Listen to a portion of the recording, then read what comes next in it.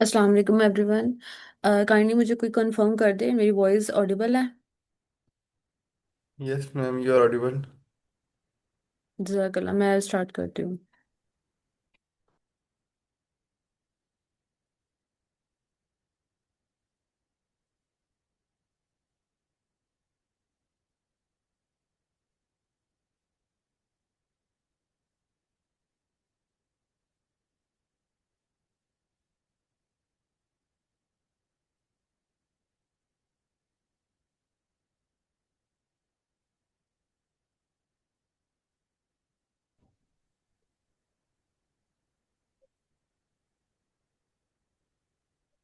अस्सलाम वालेकुम मैम, आवाज़ आ रही है? वालेकुम अस्सलाम जी सर। जी। क्वेश्चन लाइव है। सर आपने क्या बोला अभी? मैं कह रहा हूँ सेशन लाइव कर दिया आपने? नो सर, रिकॉर्डिंग ऑन की। ठीक है। बाद में सर कर देंगे लाइव, मतलब कि अपलोड कर देंगे। ठीक है। अच्छा, तो मैं स्क्रीन शेयर करती हूँ, then we can start the session. So आज का जो एजेंडा है वो ये है कि हम एक क्वेश्चन देखेंगे लीड कोड का ऑन बाइनरी ट्री।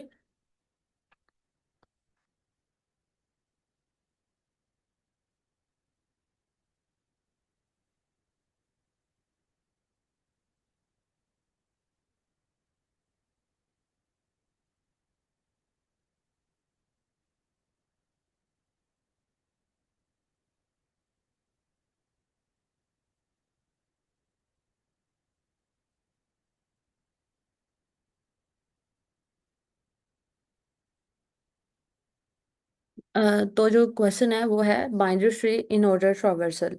कोई क्वेश्चन को रीड करना चाहेगा? सर अबू बकर, आप कोई क्वेश्चन पूछना चाह रहे हैं? यस मैम, मेरा ना कल का जो क्वेश्चन हमने सॉल्व किया था उसके ऊपर एक क्वेश्चन था। उसके अंदर जो ओप्स यूज हुई थी ना, ऑब्जेक्ट ओरिएंटेड लैंग्वेज, जी जी। उसमें मैंने एक दो चीजें पूछनी थी। जी सर, पूछ लें। जी काइंडली वो क्वेश्चन ओपन हो सकता है? सर मुझे क्वेश्चन नेम बताइएगा। Diameter of binary tree. Yes ma'am, diameter of binary.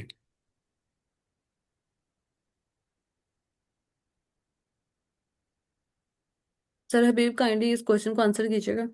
Ji sir, आप सवाल पूछ लें। मैम इसके अंदर तो सोल्यूशन नहीं लिखा हुआ। अस्सलाम वालेकुम। वालेकुम अस्सलाम। मैं वालेकुम मैं अपनी सलाम स्क्रीन सर। शेयर कर मैं अपनी स्क्रीन शेयर कर देता हूँ, तो फिर सर अबू बकर ने जो क्वेश्चन पूछना है वो काफी पूछ। हाँ कर ले, मैंने ऑफ कर दिया। जी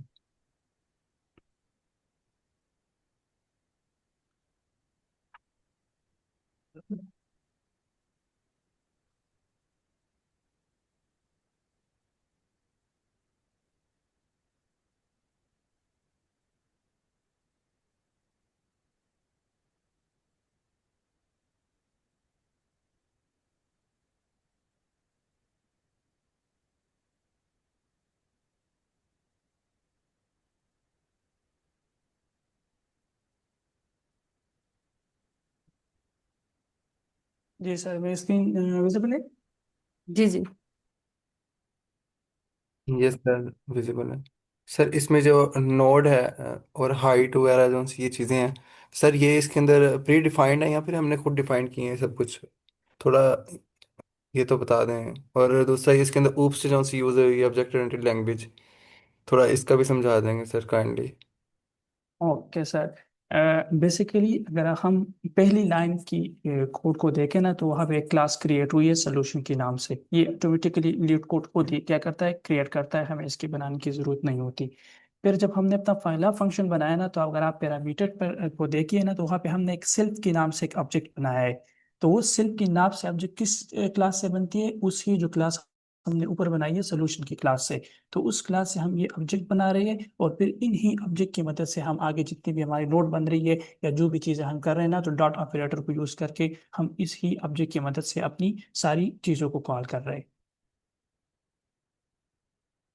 फिर इस तरह अगर आप डिफ हाइट की फंक्शन को देखें ना, तो वहाँ पे एक नोड को मतलब पास किया गया है। तो ये रिकर्सिव फंक्शन है, ये असल में जो ऊपर एक डायमीटर ऑफ बाइनरी ट्री जो फंक्शन बनी है ना, तो उस फंक्शन से ही हमने क्या एक और फंक्शन बनाया है और उसमें नोड के एक पैरामीटर को पास किया है। तो बेसिकली ये जो नोड है ना, ये भी एक ऑब्जेक्ट है किसकी, सोल्यूशन की क्लास की।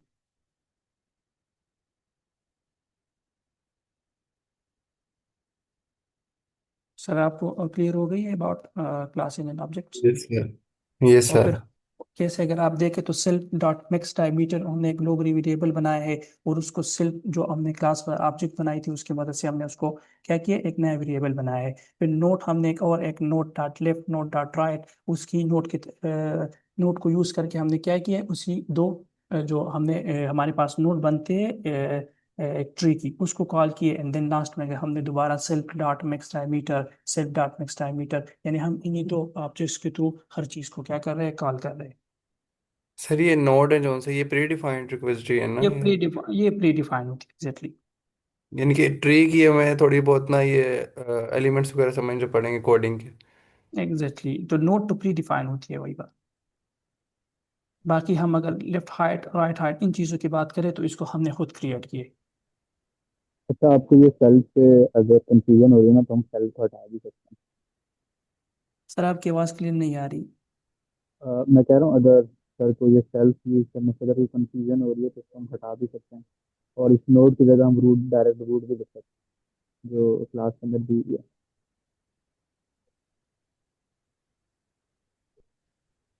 तो जुबैर आप ओके कुछ। सर। आवाज़ नहीं तो आ रहा मेरी? सर आपकी आवाज़ सर बहुत आपकी आवाज़ बहुत लाउडली आ रही, बहुत लाउडली आ यस। रही है, सही तरह क्लियर नहीं है। अच्छा, अब क्लियर? नो सर, सेम वैसी। अच्छा चलें सर, फिर आप कंटिन्यू करें। जी मैं मायशा, आप कंटिन्यू कर लेना, स्क्रीन ऑफ कर देता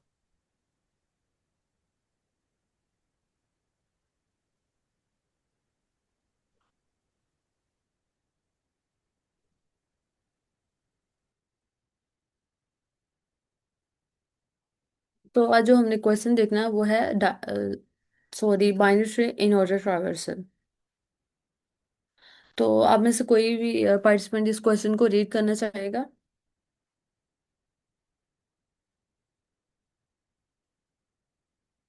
मैं रीड कर देता हूँ। Given the G root sir. Of binary and return the in-order traversal of its node values। In order traversal में हम क्या करते हैं कि सबसे पहले हम अपने लेफ्ट वाले को ट्रावर्स करते हैं, फिर हम अपने रूट को या पेरेंट को, और देन हम अपने राइट वाले नोड को।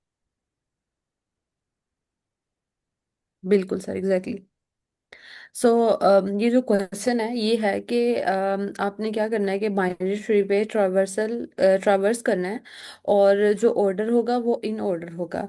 अच्छा, यहाँ पे मैं एक चीज़ क्लियर करती जाऊँ। बाइनरी ट्री जब हम पढ़ते हैं तो तीन चीज़ों से हमारा लिंक होता है, और उनको बोला जाता है वो है ट्रावर्सल। तो ट्रावर्स का मतलब ये होता है कि हम जिस तरह एरे के अंदर से के अंदर वॉक थ्रू हम करें, तो एलिमेंट्स के ऊपर स्टेप बाय स्टेप जा रहे होते हैं और बोलते हैं कि भाई हम ये ट्रावर्स कर रहे हैं, ठीक है। तो इसी तरह बाइनरी ट्री के अंदर भी हम ट्रावर्स करते हैं वैल्यूज को। ट्रावर्स करने का मतलब सिंपल कि हम वॉक कर रहे हैं, यानी कि गो थ्रू कर रहे हैं अपनी सारी वैल्यूज के ऊपर, ठीक हो गया। तो ये जो ट्रावर्सल होती है ये तीन तरह की होती है, ठीक है। तो एक तो इन ऑर्डर, एक प्री ऑर्डर और एक पोस्ट ऑर्डर, ठीक है। तो ये तीन तरह की ट्रावर्सल होती है। सो जो आज हम जिस चीज को देखेंगे वो है इन ऑर्डर ट्रावर्सल। तो जिस तरह सर ने भी बोला उसके अंदर हम पहले हम लेफ्ट को देखते हैं, फिर नोट को देखते हैं, फिर राइट को देखते हैं। तो ये बहुत एग्जैक्टली बिल्कुल सही बोला इन्होंने। सो ये एक तरह का फॉर्मूला होता है इस ट्रावर्सल के अंदर वॉक थ्रू करने के लिए या एलिमेंट्स को रीच आउट करने के लिए। मैं यहाँ पे लिख देती हूँ ताकि हमें हर एट द एंड तक ये चीज क्लियर रहे। लेफ्ट को हम देखते हैं, फिर उसके बाद रूट को देखते हैं, एंड उसके बाद राइट को देखते हैं। सो ये वाला जो आर है ये रूट के लिए है, ठीक है।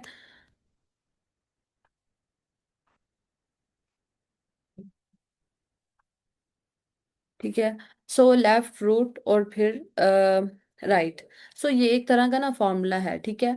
तो अब हम इस तरह करते हैं, एग्जाम्पल के साथ इस क्वेश्चन को क्लियर करते हैं। मीनवाइल अगर बीच में किसी का भी कोई क्वेश्चन हो तो आप पूछ सकते हैं। एक सेकेंड दीजिएगा।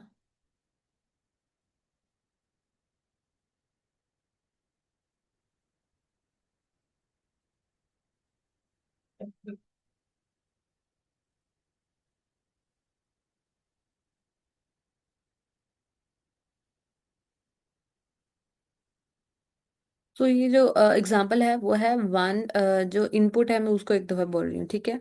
जो एग्जाम्पल है वो है one null and two three. पहले तो हम इस तरह करते हैं कि अपना ना बाइनरी ट्री बनाते हैं, ठीक है। तो बाइनरी ट्री बनाने के लिए सब हम लोग हमेशा क्या काम करते हैं, जिस तरह कल की क्लास में भी देखा था कि बाइनरी ट्री कैसे बनता है।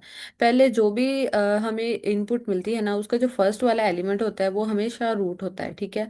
तो बस ये छोटी सी एग्जांपल है, पहले हम बाइनरी ट्री बना लेते हैं, उसके बाद इन ऑर्डर ट्रावर्सल देखेंगे। तो इसमें हम क्या करेंगे, पहले हम रूट बना लेंगे, ठीक है। मतलब जो पहला एलिमेंट है वो हमेशा रूट होता है। फिर उसके बाद हम क्या करते हैं, लेफ्ट में जाते हैं इस साइड पे, और उसके बाद राइट में जाते हैं। अब इस केस में देखा जाए तो वन के बाद जो वैल्यू लिखी हुई है वो है नल। कोई बताना चाहेगा नल वैल्यू का क्या मतलब होता है? मैम नथिंग होता है, तो हमारे नोड के साथ कुछ भी क्रिएट कनेक्टेड नहीं है, नन होगा इस आई थिंक। एग्जैक्टली, बिल्कुल। नल का मतलब ये है कुछ भी वैल्यू नहीं है, ठीक है। तो जिस तरह मैंने कहा था कि रूट बनाने के बाद पहले हम लेफ्ट को देखते हैं। तो इन केस हमारे पास अब जो दूसरा एलिमेंट है वो है नल। दैट मीन्स कि हमारा जो लेफ्ट साइड है उसके ऊपर कोई वैल्यू ही नहीं है, ठीक है। अब इसका क्या मतलब है, आप एक स्टेप पीछे चले जाओ, ठीक है। एक स्टेप पीछे जाने का मतलब रूट पे दोबारा चले जाओ, ठीक है। और मैंने बोला था हम लेफ्ट के बाद राइट के ऊपर वैल्यू लिखते हैं। अब हमारे पास जो थर्ड नंबर पे एलिमेंट है उसको हमने यहाँ पे लिखना है। कोई बताना चाहेगा ये टू वाली वैल्यू कहाँ पर आएगी? ओएसटी राइट पे आएगी, हमने लेफ्ट का एक नोड तो ऐड कर दिया, अब उसका एक रोड नोड रह गया, वो राइट पे आ जाएगा। बिल्कुल। तो ये वैल्यू यहाँ पर आ जाएगी, ठीक है। अब टू के बाद जो थर्ड वैल्यू नेक्स्ट वैल्यू है वो है थ्री, ठीक है। अब ये जो थ्री है ये कहाँ पर आएगी, सेम वही वाला प्रोसेस दोबारा, कि पहले लेफ्ट को हम लिखते हैं बाद में हम राइट को लिखते हैं। इसका भी सेम वही होगा कि टू का पहले हम लेफ्ट के ऊपर वैल्यू लिखेंगे और उसके बाद राइट के ऊपर वैल्यू लिखेंगे। अब इस केस में हमारे पास थ्री के बाद कोई और, टू के बाद थ्री वैल्यू है, ठीक है। तो यहाँ पर भी हम वैल्यू कहाँ पे लिखेंगे, हमारी लेफ्ट साइड पे लिखेंगे, ठीक है। ये चीज क्लियर हुई है सबको या कंफ्यूजन है कुछ?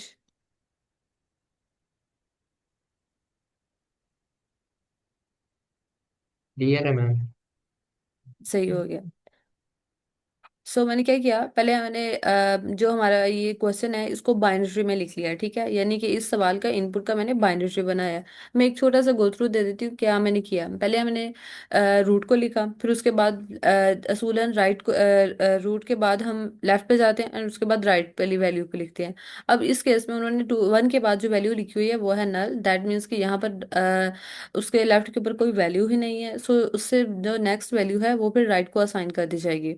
अब सेम केस वही दोबारा होगा, पहले हम लेफ्ट को लिखते हैं फिर राइट को लिखते हैं। इसीलिए टू के बाद ये जो थ्री वाली वैल्यू है ये लेफ्ट पे इस वजह से है। ये था बाइनरी ट्री। अब हम इसके ऊपर ट्रावर्सल करते हैं, ठीक है।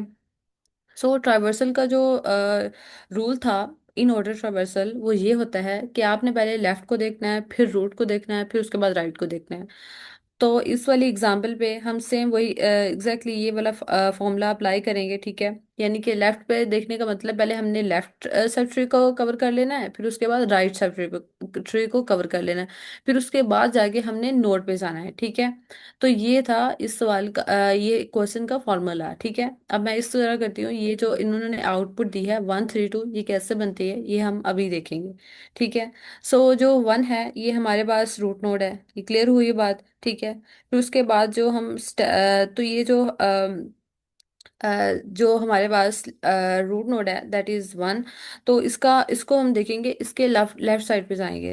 इस क्वेश्चन और लेफ्ट साइड पे तब तक जाना है कि जब तक लेफ्ट की वैल्यू खत कंटिन्यू चलती रहे, ठीक है। जब तक कि हम लेफ्ट पर लीफ नोड आएगा यानी कि खत्म हो जाएगी, तब ही हमने स्टॉप करना है, तब ही हमने फिर राइट वाली वैल्यू पे जाना है। एग्जाम्पल वन के केस में कोई बताना चाहेगा कि इसमें लेफ्ट साइड है या नहीं है?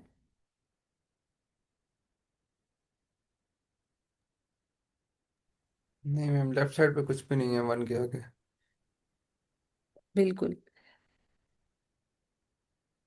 तो लेफ्ट पे वैल्यू नहीं है, ठीक है। सो लेफ्ट पे वैल्यू नहीं है तो हम नोट को क्या फिर प्रिंट करेंगे? सो नोट को वैसे ही प्रिंट कर देंगे, ठीक है, यानी कि 1 लिखेंगे, सही है। सो उसके बाद हमने क्या करना है, राइट साइड पे जाना है क्योंकि लेफ्ट पे तो वैल्यू नहीं है। सो अब हम नोट 1 के बाद नोट 2 पर आ गए हैं। सो इसके भी सेम वही काम करना है कि पहले लेफ्ट को देखना है, तब तक देखना है कि लेफ्ट पे वैल्यू ना मिले, फिर ही हमने राइट पे जाना है, ठीक है। सो इसके जो लेफ्ट है वो नहीं है, ठीक है, यानी कि 1 का जो 1 के बाद हम नोड 2 पर आ गए हैं, ठीक है, क्योंकि हम राइट पर पहुंचे क्योंकि इसका लेफ्ट पे वैल्यू नहीं है। सो जैसे ही हम इस नोड पर जाएंगे तो इस नोड पे भी इस नोड पे देखेंगे क्या हमारे पास लेफ्ट पे वैल्यू मौजूद है। तो यस, ये मौजूद है। तो हमने क्या करना है कि दैट इज 3, तो यहाँ पर 3 लिख देंगे, ठीक है। 3 के इसका भी सेम देखना है कि क्या 3 का मजीद लेफ्ट पे वैल्यू है, नहीं है, ठीक है। तो नहीं है, इसीलिए हम फिर एक स्टेप पीछे जाएंगे, ठीक है। तो इस वजह से 3 के बाद यहाँ पर 2 लिखा गया है। ये चीज क्लियर हुई या किसी पॉइंट पे क्लैरिटी क्लैरिटी नहीं है लग रही? मैम 1 के बाद हम 2 पे नहीं जाएंगे पहले क्या? नहीं नहीं, मैंने एक फॉर्मूला बोला था कि लेफ्ट पे तब तक जाना है जब तक वैल्यू खत्म हो जाए, ठीक है। तो इस केस में हमें लेफ्ट पे वैल्यू नहीं मिली, सही है, तो हम 1 पर आ गए, ठीक है। अब 1 के बाद रूट नोट 2 पर गए, ठीक है। अब 2 के पास जाने से पहले जाने के वक्त हमने एक चीज का ध्यान रखना है, क्या 2 के लेफ्ट पे वैल्यू है या नहीं है। तो हमारे केस में 2 के लेफ्ट पे वैल्यू है, दैट इज 3, ठीक है। तो 2 के पास तो हमें एक 3 लेफ्ट वाली वैल्यू मिल गई, सही है, तो हम 3 को क्या करेंगे, प्रिंट करा देंगे, ठीक है। तो प्रिंट कराने से पहले भी एक चीज देखनी है, क्या 3 के भी लेफ्ट पे वैल्यू है या नहीं है। सो 3 एक लीफ नोड है, ठीक है, 3 के लेफ्ट पे भी वैल्यू नहीं है, ना ही राइट पे वैल्यू है। सो हमें एक कंसर्न है कि हमारे पास 3 के पास लेफ्ट पे वैल्यू होनी चाहिए। So in that case we do not have any value, that is because it is are leaf node. So 3 को हम प्रिंट करा देंगे, ठीक है। प्रिंट कराने के बाद हम देखेंगे क्या हमारा राइट पे वैल्यू मौजूद है, तो 3 के राइट पे भी वैल्यू मौजूद नहीं है। सो इस केस में हम फिर एक स्टेप पीछे जाएंगे, ठीक है, यानी कि 3 का जो फिर पेरेंट नोड है फिर उसके पास जाएंगे क्योंकि हमें हमारा जो 3 है वो एक लीफ नोड है, ठीक है। तो फिर हम इस वजह से 2 पर गए, ठीक है। जी सर। No ma'am. अच्छा, तो इस वजह से हमने फिर 2 को प्रिंट किया, ठीक है, क्योंकि 3 के लेफ्ट पे वैल्यू नहीं है। और जैसे जैसे ही हमें ये सिग्नल मिल जाएगा 3 पे लेफ्ट पे वैल्यू नहीं है, तो हम एक स्टेप फिर पीछे जाएंगे, ठीक है। तो 3 से ऊपर क्या वैल्यू है, जो कि हमारा 2 है, बिकॉज 2 एक पेरेंट नोड है, ठीक है।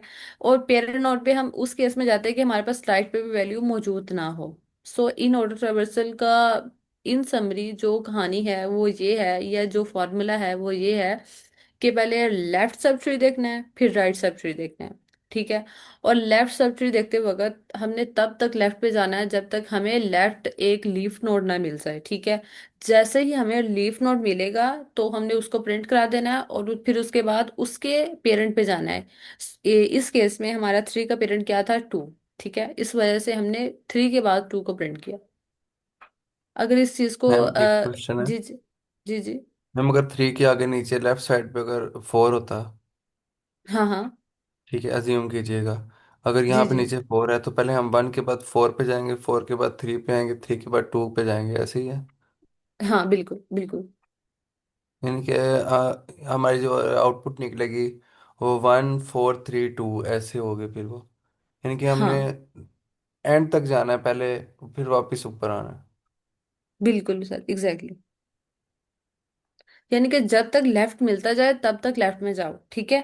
और जब लेफ्ट हम्म। खत्म हो जाए तो फिर नोड को प्रिंट करा देना है और फिर उसके बाद राइट पे जाना है। Okay ma'am. तो ये चीज अगर किसी को अच्छे से क्लियर नहीं हुई तो कोई पार्टिसिपेंट इसको एक दफा एक्सप्लेन करना चाहेगा, जो अभी तक जो भी समझ आया हो, यानी कि मैम जो भी अंडरस्टैंडिंग हो। जी जी। मैंने एक पिक सेंड किया चैट में, वो ओपन हो सकती है इधर? हाँ मैं कर देती हूँ, एक सेकंड। इसको आप एक्सप्लेन कर देंगे, मैं कर देता हूँ। जी सिंपली सर, मैं नोडेड ओपन ट्रांस करूँ? मैं ओपन कर कर दें। देती हूँ, जी। जी एक सेकंड दीजिएगा।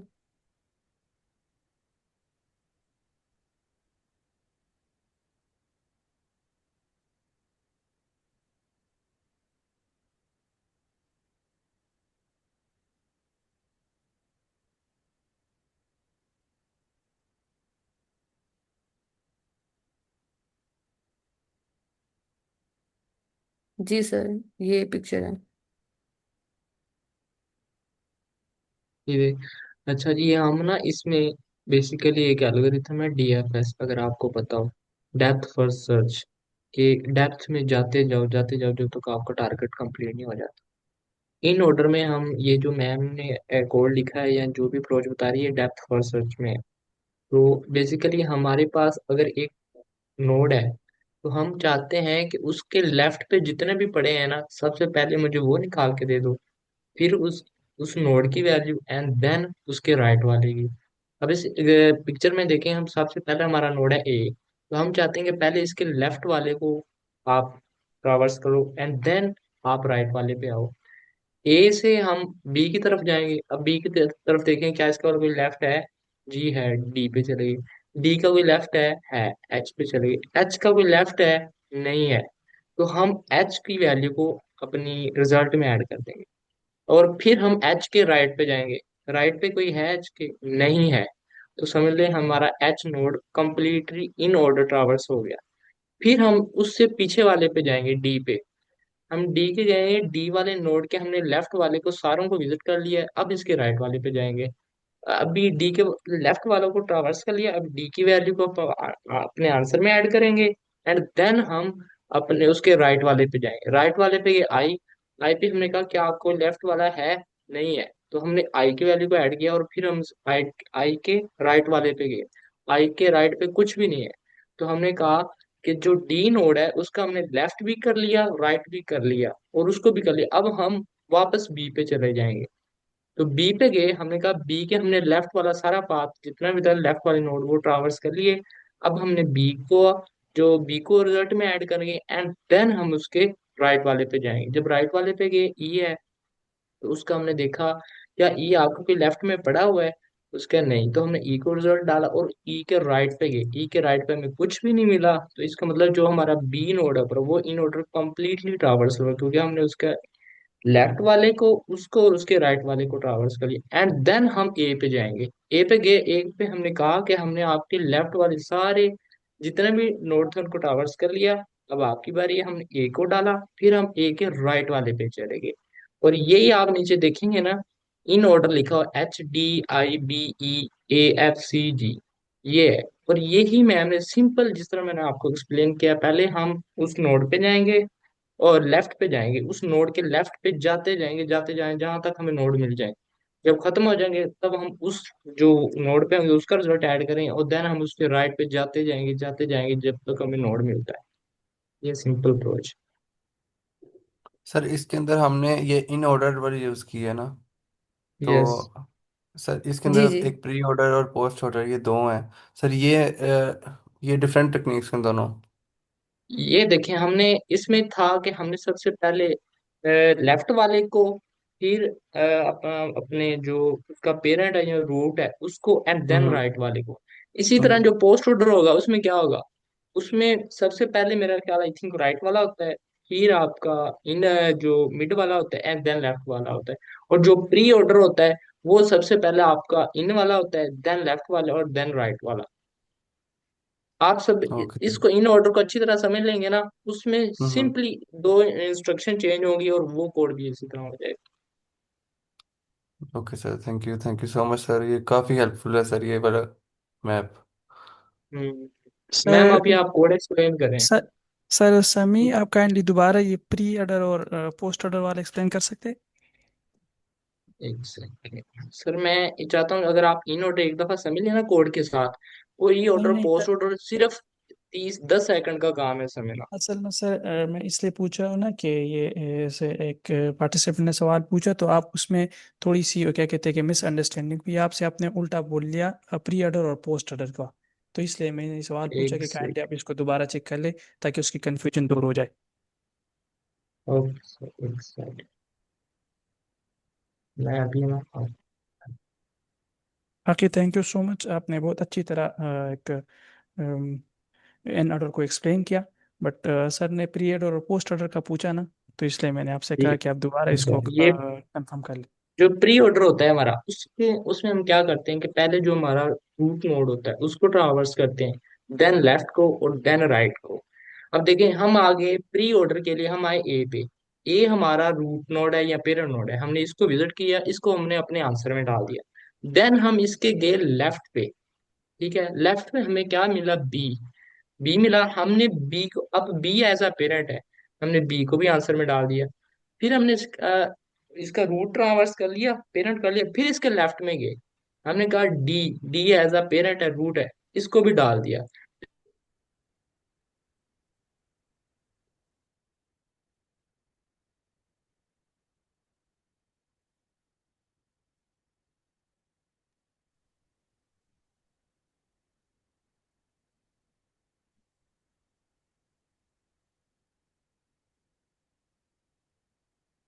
अच्छा, ये कॉन्सेप्ट क्लियर हुआ किसी को? सब मतलब इसमें कोई पॉइंट पे कंफ्यूजन है तो पूछ ले, मैं एक्सप्लेन कर देती हूँ, अदरवाइज सर समी एक्सप्लेन कर देते हैं। नहीं मैम, बिल्कुल क्लियर हो गया। Thank you so much both of you, both of all, thank you. जी सर, जजाकल्ला। मैं इस तरह करती हूँ कि अब हम ना एग्जाम्पल नंबर 2 को देखते हैं, ठीक है? तो उसे भी थोड़ी सी ना अगेन क्लैरिटी हो जाएगी, सही है? Okay ma'am. मैम इसका कोड करना है अभी हमने? हाँ एग्जैक्टली, कोड इसके बाद हम करेंगे। सो जो एग्जांपल नंबर 2 है इसको भी देखते हैं, ठीक है? तो आई होप ये जो इनपुट के अंदर एरे दी हुई है, इसको बाइनरी ट्री कैसे बनाना है ये चीज़ क्लियर हुई होगी, ठीक है, फर्स्ट एग्जांपल से। अदरवाइज मैं बना भी देती हूँ। तो सबसे पहले एक तो ये उन्होंने हमें 1 2 3 दिया हुआ है, ठीक है? 1 तो हमारा एग्जैक्टली सिंपली हमारा रूट नोड बन जाएगा, ठीक है? 1 के बाद जो हमने नेक्स्ट वैल्यू है, नेक्स्ट एलिमेंट है, दैट इज ट्रू। तो 2 हमेशा रूट नोड के बाद हम लेफ्ट पे वैल्यू देते हैं, फिर उसके बाद राइट पे वैल्यू देते हैं, ठीक है? तो 2 हमारा लेफ्ट पे जाएगा, ठीक है, और राइट पे 3 जाएगा। फिर उसके बाद जो जो नेक्स्ट 4 और 5 है, ये हमारा राइट रूट वाली जो लेफ्ट वाली साइड है उधर ही जाएगा। 2 के पहले लेफ्ट पे वैल्यू हम देंगे, ठीक है, जो नेक्स्ट एलिमेंट है वो 2 को 2 के लेफ्ट पे असाइन कर दिया जाएगा। फिर उसी तरह नेक्स्ट वैल्यू 2 के राइट पे असाइन कर दिया जाएगा। अच्छा, ये चीज़ यहाँ ऐसे क्लियर हो रही है या मैं बना दूँ बाइनरी? मुझे ये काइंडली बताइएगा।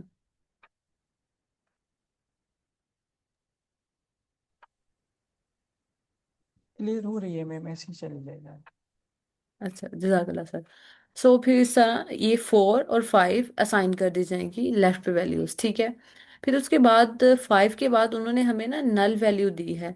दैट मीन्स कि जो 4 के बाद हमारा जो वैल्यूज है ना, तो यहाँ पर जाकर 4 फिर इसलिए जो 4 है उसके लेफ्ट पे ये वैल्यू असाइन नहीं होगी, ठीक है? 4 का मतलब ये हमारे पास नल वैल्यू का मतलब ये है कि जो हमारे पास 4 है यहाँ पर, इससे भी नेक्स्ट ये नहीं है कोई वैल्यू, ठीक है? फिर उसके बाद 8 वैल्यू हमें दी गई है, ठीक है? तो ये यहाँ से फिर हम राइट साइड पे एक्स चले जाएंगे, ठीक है? ये जाने का पर्पस क्या हुआ? क्योंकि हम हमें यहाँ पर एक लीफ नोड मिल गया, और जैसे ही लीफ नोड मिलेगा फिर उसके बाद हम राइट साइड पे जाएंगे और इसी तरह वैल्यूज को असाइन करेंगे, ठीक है? तो फिर नहीं नहीं, यहाँ पे एक चीज़ मेरे से मिसकन्फ्यूजन हो गई है। तो वो ये थी कि जैसे ही हम 5 पे जाने के बाद ना सर, यहाँ पे सर अभी भी इस चीज़ को क्लियर करेंगे, ये हमारे पास जो नल वैल्यू है, फिर ये 3 के जो लेफ्ट साइड है उधर नल वैल्यू असाइन की गई है। ये चीज़ मुझे क्लियर नहीं हो रही। मैम असल में इस तरह होता है ना कि जो हम एरे से जब ट्रीज बनाती है ना, तो लेवल वाइज आती है। मतलब पहले जो हमारे पास, जिस तरह आपने कहा कि जीरो है तो लेवल जीरो पे आएगी, यानी टॉप की रूट बनेगी। फिर उसके बाद टू है, तो सबसे पहले हमारे पास जो रूट नोड हमने बनाया है, उसके बाद हम क्या बनाएंगे, उस रूट का लेफ्ट वाला चार्ट बनाएंगे। तो लेफ्ट वाली चार्ट हमने बनाई टू, एंड देन हम आगे मूव करेंगे उसी रूट की राइट वाली चार्ट पे। तो जब हम राइट वाली चार्ट पे गए तो वहाँ पे क्या लिखा हमने, 3 लिखा। अब हमारे पास एक सिंपल बाइनरी ट्री क्या हो गई है, कंस्ट्रक्ट हो गई है। जो हमारे पास पहला रूट नोड था उसके 2 चार्ट बन गए हैं। फिर जब हम थर्ड सेकंड लेवल पे आएंगे तो सबसे पहले हमने किसकी चार्ट्स बनानी है, 2 की चार्ट्स बनानी है। तो जब 2 की हम चार्ट्स बनाएंगे तो उसका लेफ्ट चार्ट बन जाएगा 4, एंड देन राइट चार्ट क्या बन जाएगा, 5 बन जाएगा। फिर उसके बाद हम मूव करेंगे, अब जो हमारे पास रूट 2 है उसकी दोनों चार्ट्स कंप्लीट हो चुकी है, तो हम मूव करेंगे किसकी तरफ, 3 की तरफ। जब हम 3 की तरफ मूव हमने किया तो वहाँ पे एरेज में हमने क्या लिखा। अब हमने मतलब अगर हम सीक्वेंस को देखें तो हमने सबसे पहले 3 के लिए लेफ्ट वाली चाइल्ड बनानी है, लेकिन वहाँ उसने ये कहा है कि वहाँ पे नल है, यानी मीन्स 3 की लेफ्ट वाली चाइल्ड कोई भी चाइल्ड नहीं है, तो हम इसको स्किप करेंगे और आगे मूव करेंगे। जब हमने आगे मूव किया तो 3 की राइट वाली चाइल्ड पे हमने क्या लिखा, 8 लिखा। फिर हम लेवल 3 पे आएंगे। जब हम लेवल 3 पे आए तो हम सबसे पहले क्या था, 4 था। 4 का क्या मतलब 4 को अब हमने एक ट्री, एक नोड लेना है और हमने इसके आगे 2 न्यू चाइल्ड क्रिएट करने हैं। लेकिन जब हम 4 पे पहुंचे तो हमारे पास एरे में क्या थी, नल वैल्यू थी, मीन्स कि 4 की लेफ्ट चाइल्ड नहीं बनेगी, नल आएगा। फिर अगेन हमने एक मूव की तो दोबारा नल की वैल्यू थी, तो 4 की कोई भी चाइल्ड नहीं बनेगी। फिर हम क्या आगे क्या किस पे जाएंगे, 5 पे जाएंगे। जब हम 5 पे गए तो हमारे पास सबसे पहले लेफ्ट चाइल्ड में क्या बन जाएगी, 5 की 6 बन जाएगी। एंड देन 5 के बाद हमारे पास राइट चाइल्ड क्या बनेगी, 7 बनेगी। फिर उस ही लेवल में आगे कौन सा नोट था, 8 था। अब हमने क्या करना है, 8 के लिए 2 चाइल्ड बनाने हैं। तो हमारे पास लेफ्ट चाइल्ड में पहले कौन सी वैल्यू आएगी, 9 आएगी, और फिर एरेज खत्म हो गई। इट्स मीन्स कि जो लास्ट नोट है यानी 8, उसकी आगे राइट चाइल्ड नहीं बनेगी, नल आ जाएगा। तो इस तरह हमारे पास एक बाइनरी ट्री, एरे से एक बाइनरी ट्री कंस्ट्रक्ट हो जाएगी। जी सर, आपने बहुत अच्छा हमें समझाया और ये चीज़ मुझे भी क्लियर हुई है। तो आई होप ये चीज़ क्लियर हुई होगी कि ये बाइनरी कैसे बना है, ठीक है। तो अब हम इसको ड्राई रन करते हैं, यानी कि इसका ये जो इन ऑर्डर ट्रावर्सल है इसको देखते हैं, ठीक है।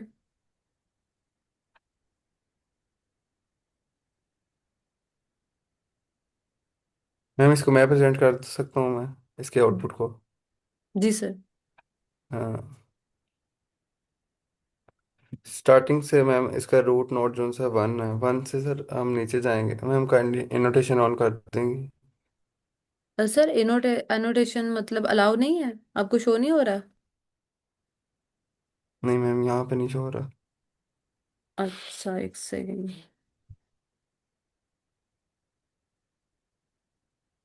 आप ऐसे ही बोल दें कि सबसे पहले हम किस नोड पे जाएंगे जो जी जी, सबसे पहले हम ना रिजल्ट में वन आएगा। वन की डेप्थ में हाँ देखेंगे सर। लेफ्ट साइड पे। सर अब अलाउ हो गया, आप अब कर ले, एनोटेट कर ले। इसमें जी, पहले पहले हम जाएं वन वन के ऊपर, देखेंगे इसकी डेप्थ क्या है। डेप्थ में हम इसकी 4 पे चले जाएंगे। 4 की हमने इसके बाद देखना है कि 4 के लेफ्ट साइड पे कोई चीज़ है। 4 के लेफ्ट साइड पे कुछ भी नहीं है, तो हम दोबारा ऊपर जाएंगे 2 पे। पहले 4 जो एंड नोड है ना ये वाला, इसको हम आउटपुट में लिख देंगे। उसके बाद हम रिवर्स जाएंगे 2 के ऊपर। 2 से ऊपर 2 की आप देखेंगे कि राइट साइड पे क्या चीज़ है। 2 के बाद राइट साइड पे 5 है, इसकी लेफ्ट में जाएंगे। लेफ्ट साइड पे पहले हम इसको ट्रेवर्स करेंगे, 6 पे आ जाएंगे। फिर हम ये 2 से हम 5 से 6 पे आ गए। उसके बाद इसके हम देखेंगे 6 के आगे कुछ है, आगे कुछ भी नहीं है, तो फिर हम वापसी 5 पे आ जाएंगे। ठीक है, इसको हम ऐड कर देंगे उसके अंदर। उसके बाद 5 के हमने राइट के ऊपर जाना है पहले। 5 के राइट पे गए, 7 आया। 7 के एंड के ऊपर कोई चीज़ है, यहाँ पे कुछ भी नहीं मिला इसे, तो ये वापसी किधर जाएगा, 1 पे आ जाएगा ये। तो हम 1 ऐड करेंगे। उसके बाद 1 के राइट साइड पे हम देखेंगे इस चीज़ को, ये राइट साइड पे 3 है। 3, अब 3 हमने अभी लिखा नहीं है, लिखना नहीं है इसके अंदर ना। पहले 3 की लेफ्ट साइड पे लेफ्ट में जाएंगे हम। यहाँ पे इसको 0 मिला है, तो 0 मिला है तो वापस इसको ऊपर आ जाएंगे। रूट नोट क्या है इसका, 0 का 3, तो इसको हम इधर ऐड कर देंगे। उसके बाद इसकी हम राइट साइड पे जाएंगे हम। राइट साइड पे इसको मिला है 8, पर 8 की आगे नीचे भी कोई रूट्स हैं इसकी, बिल्कुल हैं। तो वो नीचे जाएगा, पहले लेफ्ट साइड पे कवर करेगा इसको। लेफ्ट साइड के ऊपर 9 मिला है इसको, तो 9 इसको ऐड कर देगा। 9 के बाद दोबारा 8 पे जाएगा अब ये, उसके क्योंकि इससे नीचे कोई भी इसको इसकी रूट नोट नहीं है, कोई भी इसका चाइल्ड नहीं है, तो अपने पेरेंट पे जाएगा, इसको ऐड कर देगा। तो यहाँ पे 8 हो गया, ऐड हो गया। अगर इसके आगे भी 8 के राइट साइड पे कोई चीज़ होती तो वो उसके अंदर भी ट्रेवर्स करता। तो सर ये हमारा आउटपुट हमारी ऐसे आएगी ट्रेवर्सल, इन ऑर्डर ट्रेवर्सल ऐसे होगा। एम आई राइट सर? यस बिल्कुल सर, सही सर। एग्जैक्टली सही है। मैम क्या आप दोबारा को बता सकती हैं? और ये आउटपुट जो है वो यही है ना कि 426 5 7 1, इसी को हमने देखना है ना? जी जी।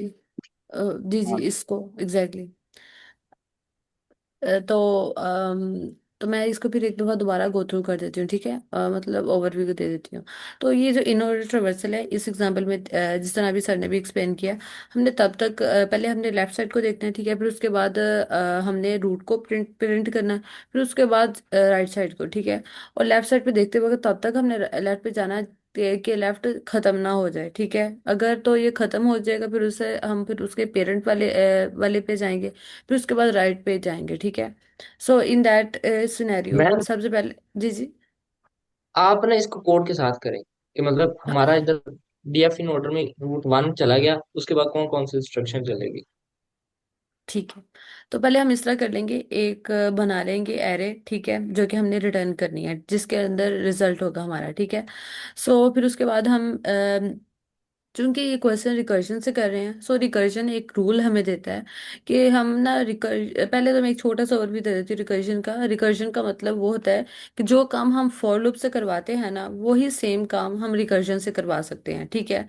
तो बस थोड़ा बहुत ये चेंजिंग होती है कि हम इसके अंदर अपना कुछ रूल्स वगैरह सेट कर देते हैं, ठीक है, कि रिकर्जन चलती रहे, तब तब तक चलती रहे कि अनटिल अनलेस के हम कोई उधर कोई टर्मिनेटिंग कंडीशन ना दें, ठीक है। तो ये हमेशा ये चीज़ याद रखनी है कि रिकर्जन के अंदर एक तो जो हम क्वेश्चन का हेल्पर फंक्शन होता है वो तब तक चलता रहेगा जब तक जो हमारी टर्मिनेटिंग कंडीशन स्टो एग्जिट ना हो जाए या स्टॉप ना हो जाए। इन दैट केस, मैं कुछ ऐड करूँ इसमें। जी जी, प्लीज। ये देखिए, हमने जो मैंने पहले बताया कि हमने ये डेप्थ फर्स्ट सर्च एल्गोरिथम के थ्रू कर रहे हैं। और जो डेप्थ फर्स्ट सर्च एल्गोरिथम होता है वो दो तरीकों से हो सकता है।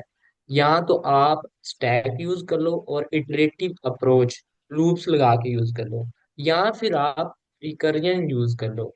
और रिकरियन के बैकएंड पे इधर हम स्टैक नहीं यूज कर रहे, लेकिन मेमोरी में हमारे स्टैक यूज हो रहा होता है। तो हम इधर डेप्थ फर्स्ट सर्च एल्गोरिथम लगा रहे हैं, जिसमें हम रिकर्जन वाली अप्रोच ले रहे हैं। और आप सब ना इसकी एक असाइनमेंट करना, इसको आप इटरेटिव तरीके से करके देखना कि इटरेटिव तरीके से कैसे होगा, और अंडरस्टैंडिंग आपकी क्लियर हो जाएगी। चले मैम, अभी आगे नेक्स्ट मूव। सर आपने बहुत अच्छे पॉइंट ऐड किए। तो यहाँ पर जो टर्मिनेटिंग कंडीशन है कि जब हमारा मतलब नोड हमें ना मिले ना, तब उस टाइम पे जाके स्टॉप हो जाओ, तब उस टाइम पे जाके रिकर्जन हमारी स्टॉप हो जाएगी, ठीक है। तो सबसे पहले सो यही बात हुई, पहले हमने देखना है कि अगर तो नोड है, मतलब हमारा अगर रूट नोड के बाद रूट नोड्स नहीं है, तो उसी टाइम पे हम स्टॉप हो जाएंगे, मतलब हम इस वाले फंक्शन से एग्जिट हो जाएंगे, ठीक है। तो सो पहली बात ये है कि हमने एक रिजल्ट नाम से एरे बना लेनी है, फिर उसके बाद हमने रिकर्जन के लिए हमने एक फंक्शन बनाया, हेल्पर फंक्शन, इन ऑर्डर के नेम से, और उसके अंदर हम नोड को पास कर रहे हैं, ठीक है। और हमने टर्मिनेटिंग कंडीशन यानी कि लाइन नंबर 6 और 7 में ये मेंशन किया कि अगर तो नोड ना हो तो रिटर्न हो जाओ, ठीक है। फिर उसके बाद हमने क्या किया कि हमने इन ऑर्डर के नेम से ये जो फंक्शन है ये हर आइटरेशन में एक रूल को फॉलो करेगा, यानी कि ये इन ऑर्डर लिखने का मतलब ये है कि हम इन ऑर्डर का नाम, मतलब इन ऑर्डर ये वाला जो फंक्शन है ये बार बार वो होगा, यानी कि हम कह सकते हैं कि याद होगा मतलब बार बार। रन होगा, हाँ बिल्कुल रन होगा। और ये किस चीज को फॉलो करेगा कि आप लेफ्ट की वैल्यू देखो और उसके बाद जाके ना, मतलब लेफ्ट को देखो, ठीक है। सो इस लाइन नंबर 8 हमें ये कह रही है कि नोड का जो लेफ्ट है, ठीक है। और उसके बाद इसका मतलब ये है कि हर आइटरेशन में क्या होगा, हमारा जो लेफ्ट की वैल्यू है ना वो इस वाले फंक्शन को मिल जाएगी, ठीक है। और इस तरह ये जिस तरह सर ने बोला था स्टैक वाला जो मेमोरी में स्टैक बनती जाएगी, ठीक है। तो मेमोरी में स्टैक के अंदर ये लेफ्ट वाली वैल्यू हो जाएगी, ठीक है, मतलब स्टैक के अंदर होगी, ठीक है। फिर उसके बाद क्या हमने करना है कि रिजल्ट के अंदर, यानी कि जो हमने प्रिंट क्या कराना है कि पहले हमने लेफ्ट को ही प्रिंट कराना है। सो इसलिए लाइन नंबर 8 के अंदर ये चीज़ मेंशन है कि जो हमें इन ऑर्डर ने हमें वैल्यू निकाल के दी है, ट्रावर्स करके दी है लेफ्ट साइड की, वो हम क्या करें कि अपने रिजल्ट वाले एरे के अंदर डाल दें। और यही काम देखा जाए तो आउटपुट, ये एग्जांपल नंबर 2 की जो आउटपुट है उसके अंदर भी हमने ये किया था, यानी कि हमारा पहले लेफ्ट वाली वैल्यू, ठीक है, दैट वाज 4 2 6 5 7, यानी कि लेफ्ट साइड वाली वैल्यूज। फिर उसके बाद 1, यानी कि हमारा रूट नोड, ठीक है। फिर उसके बाद हमने राइट वाली वैल्यूज डाली थी एरे के अंदर, ठीक है। और सेम यही काम हम अपने हमारा जो कोड है उसके अंदर कर रहे हैं, ठीक है। तो लाइन नंबर 9 के बाद 10 के अंदर क्या वैल्यू, क्या मैम मैं इसको थोड़ा लिखा। एक्सप्लेन करूँ, इधर जी सर, कर दे। कंफ्यूजन आ गया है। ये जी देखें, सर, आप अभी कर मैम दे। देखो एनोटेशन यूज कर सर सकता हूँ मैम मैं? जी सर, जी सर, अलाउ किया मैंने, आप कर सकते हैं एनोटेट। आवाज आ रही है मेरी? जी सर। जी अ, जी मेरा सवाल ये था कि ये आउटपुट में 4265 आया ना, ये कैसे आया? पहले 4 कैसे आया? तो अभी मैं टू बताता हूँ, ये देखें, अभी सब अभी हमारे पास नोड 1 आया, ठीक है। ये हमारा इधर आ गया, इधर लाइन नंबर 5 के ऊपर हमने देखा ये। चलिए हमारी कंडीशन, क्या नोड में कुछ पड़ा है? जी नोड में कुछ पड़ा है, 1 पड़ा है, तो ये ट्रू नहीं होगा, ये नीचे आ जाएगा इस इन ऑर्डर वाली पे। इन ऑर्डर वाली चली, इसने क्या किया कि 1 वाले नोड को दोबारा 1 वाले इन ऑर्डर वाले फंक्शन में, इसके नोड का लेफ्ट जो पड़ा है, नोड के लेफ्ट में क्या पड़ा हुआ है, 2, वो उठा के दोबारा इस इन ऑर्डर वाले फंक्शन में फेंक दिया। पहले हमने, एक सेकंड, इरेजर,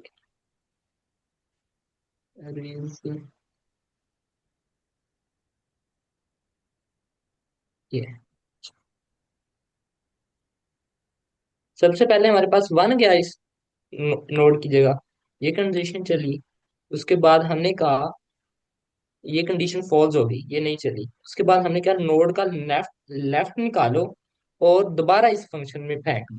हमने नोड का लेफ्ट निकाला, 2, और दोबारा इसमें आकर फेंक दिया। एक दफा इन ऑर्डर कॉल हो गया, अब ये सेकंड दफा कॉल हुआ, ठीक है। और फिर हमने क्या किया, हमने कहा जो 2 है, क्या वो नन है, मतलब वो खाली है? हमने कहा नहीं, उसमें उस वो खाली नहीं है, उसमें कुछ पड़ा है, वो 2 वैल्यू पड़ी है। फिर हमने कहा चलें ठीक है, फिर हमने कहा लाइन नंबर 8 पे आए, और इसके नोड जो 2 है, इसके लेफ्ट में जो भी पड़ा है, वो दोबारा आप इस फंक्शन में फेंक दो। हमने 4 को पकड़ा और दोबारा इस फंक्शन में फेंक दिया तीसरी कॉल पे। अब 4 आ गया। अब 4 को हमने चेक किया, क्या ये नोड खाली है? हमने कहा नहीं, इसमें कुछ पड़ा हुआ है। तो हमने कहा कि आप उसके लेफ्ट में जाओ, 4 के लेफ्ट पे, और जो भी कुछ पड़ा है 4 के लेफ्ट पे, वो उठा के दोबारा इस फंक्शन में फेंक दो। फोर्थ कॉल आई, और अब फोर्थ कॉल में नोड के 4 के लेफ्ट में कुछ भी नहीं पड़ा, खाली है। तो ये 6 वाली कंडीशन जो होगी ना, वो ट्रू हो जाएगी, और हम कर देंगे रिटर्न। हमने कहना बस अब आपने डेप्थ पे नहीं जाना, अब आपने क्या करना है, अब इसके बाद रिटर्न कर, जब वो वापस रिटर्न करेगा, और ये जो फोर्थ वाली कॉल थी वो हमारी चली थी इस 8 लाइन तक। सॉरी मैं आपको इंटरप्ट कर रहा हूँ। ये जी जी। दूसरी दफा नहीं चलेगा मेरे ख्याल में, if node is non return. फिर ये डायरेक्ट ही जैसे लेफ्ट हमने चेक कर लिया ना, उसके बाद इसको अपेंड करेगा वो, फिर दोबारा नहीं जाएगा ऊपर। हाँ, वो मैं बता रहा हूँ ना, तो वो वापस चला जाएगा, खाली चला जाएगा। उसके बाद हमारी लाइन नंबर, ये फोर्थ में, थर्ड में, यहाँ तक कोड चला था। अब नेक्स्ट वाले पे चलेगा, ये वाला। तो हमारे पास 4 वैल्यू पड़ी है, 4, वो हम अपनी रिजल्ट एरे में जाके डाल देंगे इधर, ठीक है। और उसके ठीक है। बाद इधर डाल दी, फिर हमने उसके गए राइट में, दोबारा फिफ्थ कॉल गई हमारी। फिर हमने कहा राइट पे जाओ, ये वाली लाइन चली 10 वाली। हमने कहा राइट पे कुछ है, उसने कहा राइट पे, राइट पे जो भी पड़ा हुआ फोर्थ के, वो दोबारा भेज दो इन ऑर्डर वाले फंक्शन में। वो नन पड़ा हुआ था 4 के राइट में, वो गया, और ये 6 वाली लाइन फिर प्रूव हो गई। फिर हमने उधर रोक दिया कि आपने डेप्थ में नहीं जाना, कुछ भी नहीं पड़ा हुआ, ठीक है। तो हमारा यहाँ तक अब फंक्शन पूरा कंप्लीट हो गया, 4 की ट्रावर्सल कंप्लीट होगी। अब दोबारा हम 2 पे जाएंगे। 2 पे गए तो 2 के हम इन ऑर्डर वाली जो नोड्स हैं, वो हमने इसके ट्रावर्स कर लिए हैं।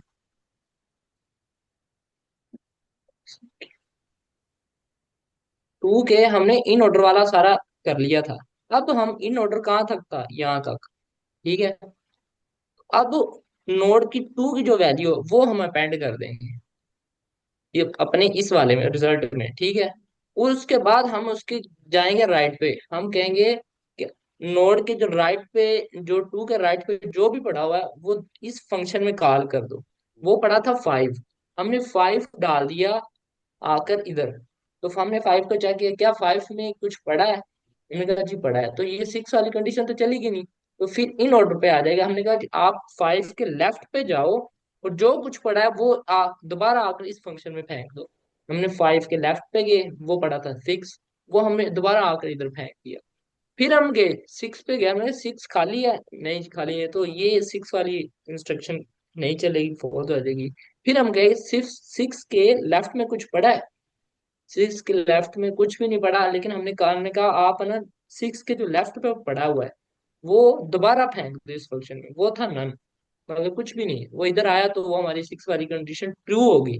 तो वो वापस जाएगा वापस, और जाके यहाँ तक हमारी कंडीशन जो ना 6 वाले नोड तक चली थी, अब वापस जाएगा, अब जाके 6 की वैल्यू को दोबारा इसमें ऐड कर देगा, और देन उसके राइट पे जाएगा, 6 के राइट पे। हम 6 के राइट पे जो भी पड़ा है दोबारा इन ऑर्डर फंक्शन में फेंक दो। तो वो जब हम दोबारा फेंका तो खाली है, 6 के राइट में कुछ भी नहीं पड़ा हो, तो इधर से ही रिटर्न हो जाएगा। हमने कहा फिर डेप्थ पे नहीं जाना। अब हमारा 6 वाला नोड कंप्लीटली ट्रावर्स हो गया इन ऑर्डर। अब हम जाएंगे 5th पे, पीछे वाले नोड पे। इसी कोड को आपने ना ट्राई करना है, पाइथन ट्यूटर वेबसाइट है, उधर जाके आपने पेस्ट करना ही है और टेस्ट केसेस लिखने हैं। उधर आपको कंप्लीट इन ऑर्डर की देखनी है आपने कि टोटल कॉल्स कितनी लगी हुई है। आपको समझ आ जाएगा ये बहुत ज्यादा कॉल लगनी है इन ऑर्डर, इसीलिए हमने लिखा ये बार बार कॉल चलेगी हर नोड के लिए। अच्छा, हम फिर इधर 5 पे आ गए। 5 पे फिर हमने कहा कि आप राइट पे 5 की वैल्यू को ऐड किया इस वाली कंस्ट्रक्शन, और फिर हमने कहा कि 5 के राइट में कुछ जो भी पड़ा है वो फेंक दो इस फंक्शन में। इन ऑर्डर में फेंका तो वो 7 था। तो 7 क्या हमारा, 7 में कुछ वैल्यू पड़ी है, तो ये कंडीशन नहीं चलेगी। दोबारा हम कहेंगे कि 7 के जो लेफ्ट में पड़ा है वो इधर इन ऑर्डर में फेंक दो। 7 के लेफ्ट पे कुछ भी नहीं पड़ा हुआ हमने फेंक दिया, वो आकर इधर 6 वाली कंडीशन ट्रू हो जाएगी और रिटर्न कर रहे हैं। हमने कहा लेफ्ट में अब जाना ही। अब 7 के हम 7 की वैल्यू को ऐड करेंगे और 7 के राइट पे चले जाएंगे। ठीक है, तो ये हमारा राइट वाला पार्ट हो जाएगा कवर 5th का। तो हमारा अब 2 का सारा लेफ्ट वाला भी हो गया, सारा राइट वाला भी हो गया। अब फिर तो हम जाएंगे 1 पे। 1 पे जाने के बाद हमने कहा लेफ्ट वाला तो हो गया, फिर हम जाएंगे 1 की वैल्यू ऐड करेंगे और देन फिर राइट पे जाएंगे। ये वाली इंस्ट्रक्शन चलेगी। और जब 3 पे गए हमने उसको चेक किया क्या उसमें कोई वैल्यू पड़ी है, सर हमने कहा लेफ्ट पे मेरा जाओ, एक लेफ्ट पे क्वेश्चन हमें है। नन मिलेगा। यही सेम प्रोसीजर चलेगा। ये अगर इस कोड को मैं 1 बाय 1 करता एक्सप्लेन करूंगा ना तो बहुत लंबा चला जाएगा। इसको आप पाइथन ट्यूटर पे देखेंगे ना तो आपको इजीली सारा समझ आ जाएगा। मेरे पास एक्सेस नहीं है, वरना मैं आपको पाइथन ट्यूटर पे इसको दिखा देता कि इन ऑर्डर की कितनी ज्यादा कॉल्स लग रही हैं और किस तरह वैल्यू को हम एक्सेस कर रहे हैं। ये तो मैंने आपको थोड़ा सा समझाने के लिए बता दिया, जितना मुझे इधर एक्सप्लेन करना पड़ना था वो कर दिया। अगर इसका मैं किसी का कोई क्वेश्चन है वो पूछ ले। ये सर मेरा एक क्वेश्चन इन है। ऑर्डर, जी जी। हाँ, सर वो ट्रेवर्स होके 7 तक आ गया है। सर उसके बाद वो 1 के अच्छा, बाद सर कोड के अंदर सर हमें कहाँ पे ये, मतलब कि ये तो 1 के बाद 3 पे सर कैसे जाएगा ये? 1 के बाद 3 पे। अब देखो, मतलब कि सर ये आप 7 इस से इस रिवर्स जा रहा है हाँ ये, मैं बताता रिकर्सिवली। हूँ। आप इसको समझो कि ये एक नोड है 1 का जो लेफ्ट पे पड़ा हुआ है। हम्म। ये आवाज आ रही है बाइक की पीछे से। Okay sir. मेरी आवाज आ रही है क्लियर? जी सर, जी क्लियर है, सर, जी क्लियर। जी। ठीक है। तो अब 1 की इस वाली साइड को समझ लीजिए एक लेफ्ट नोड है, और 1 की इस साइड पे समझ लीजिए ये एक राइट नोड है। ठीक है। हम्म। जब हम हम्म। 1 के अंदर गए तो उधर एक और नोड था, हमने समझो उसके अंदर उसके आगे फिर उसका एक लेफ्ट था, और उसके फिर आगे इसका एक राइट था, और राइट का फिर एक लेफ्ट था, और फिर एक राइट था। जब हमने 7 को कवर कर लिया ना तो हम ये कहेंगे कि जो इसका सबसे टॉप पे पेरेंट पड़ा है हमने उसके लेफ्ट वाले सारे नोड को विजिट कर लिया है। ठीक है ना, जो हमारा बेसिक फार्मूला था कि पहले हम हम्म। लेफ्ट को विजिट करेंगे देन रूट को और उसके बाद राइट को। तो वो वाला फार्मूला हमारा क्लियर होगा कि हमने हम्म। 1 के सारे लेफ्ट को विजिट कर लिया। मीन्स के 4 पे गए, फिर 2 पे, फिर 5, फिर 5 के 6 पे गए, 6 पे, 5 पे, 5 पे 7। ये हमने 1 के सारा लेफ्ट कर लिया। फिर जब हमने इसका लेफ्ट ट्रावर्स कर लिया, फिर हम इसकी वैल्यू को वन को ऐड करेंगे। वन को ऐड करने के बाद फिर हम उसके राइट पे जाएंगे, वन ऐड सेवन के बाद वन होगा, वन के बाद फिर हम उसके राइट पे जाएंगे, और राइट पे फिर हम आगे मूव करेंगे, क्या इसके मतलब वन का राइट वाला नोड देखेंगे, और उसके अंदर फिर फर्दर हम हर नोड को चेक करेंगे, क्या उसके लेफ्ट वाले में पड़ा है, कुछ नहीं पड़ा हो तो फिर उसके राइट में चले जाएंगे, और राइट में फिर लेफ्ट पे और फिर राइट पे, इसी तरह मूव करते जाएंगे। आप इसको एक बिग पिक्चर में सोचे ना कि रिकर्जन इसीलिए अच्छी है क्योंकि हमें सिर्फ एक केस को सॉल्व करना होता है, बाकी का काम इसने खुद करना है। हमने सिर्फ रिकर्जन से सिर्फ हम्म इतना केस सॉल्व किया है, और बाकी का काम सारा इसने हर नोड पे जाके किया है।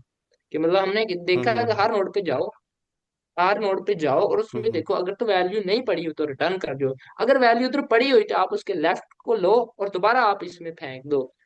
ठीक है, और जब तक हमें लेफ्ट मिलता जाए, जो कि हमारा जिस तरह फार्मूला है, और जब लेफ्ट खत्म हो जाए, आप जिस नोड पे खड़े हुए हो उसके जितने भी लेफ्ट आपने ट्रावर्स कर लिए हैं, अब आप जिस नोड पे खड़े हो, उसकी वैल्यू को रिजल्ट में ऐड कर दो, एंड देन आप उसी नोड के राइट पे जितने भी पड़े हुए हैं उन पे जाके यही काम 5 से 10 वाली ये इंस्ट्रक्शन वाला कर। हम्म।